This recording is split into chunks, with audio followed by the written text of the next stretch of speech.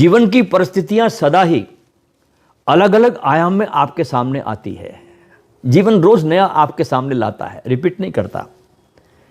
इसलिए बुद्धिमान बनिए, किसी भी एक बात को लेकर बैठ मत जाना।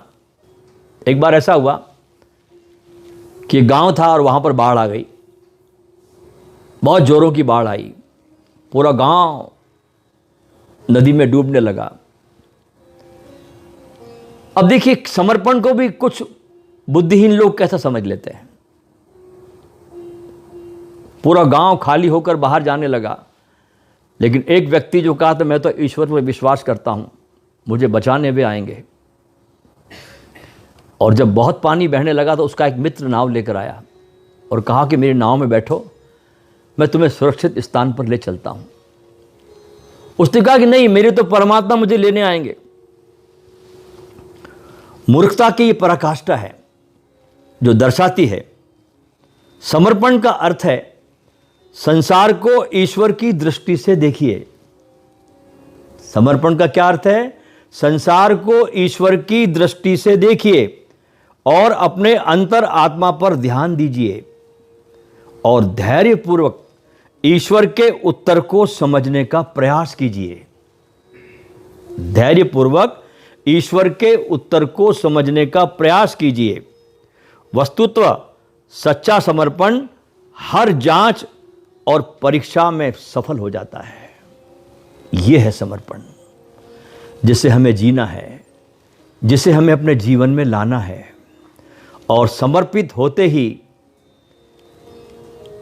हम इस परमात्मा के साथ एक हो जाते हैं और शिकायत करते ही हम इससे बहुत दूरी बना लेते हैं।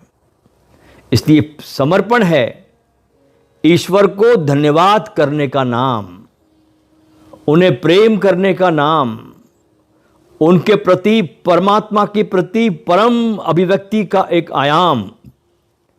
इसका अर्थ यह नहीं कि आप अपनी स्थिति को सुधारने के लिए कोई प्रयास न करें।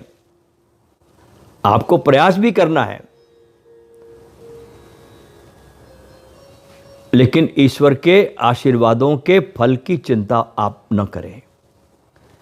वो जो फल दे, इसलिए कृष्ण ने कहा कर्मण्ये वाधिकारस्तु महाफलेषु कदाचन, कि हे अर्जुन, तू कर्म करता जा, तू फल की चिंता मत कर, क्योंकि कर्म करना तेरे हाथ में है, फल तेरे हाथ में नहीं है।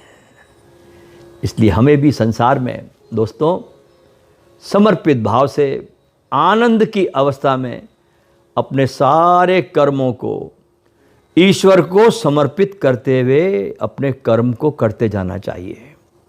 तो इस संसार सागर में हमारी नाव बहुत आनंदित गीत गाते हुए सहजता से पार हो जाती है। रामकृष्ण से कोई पूछता था कि ध्यान यानी क्या, तो रामकृष्ण बहुत सुंदर जवाब देते थे। वो कहते थे कि ध्यान यानी नाव तो नदी में हो, लेकिन नदी नाव में न हो, क्योंकि अगर नदी नाव में आ जाएगी तो नाव डूब जाएगी। तो यही समर्पण का भाव है कि समर्पित होते हुए जीवन को जिए, फल की चिंता न करें।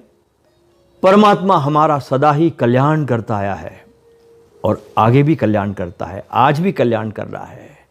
इसलिए उसके ऊपर विश्वास, उसके ऊपर श्रद्धा जब साधक रखना शुरू करता है, तब उसके जीवन में अहोभाव के फूल खिलने लगते हैं।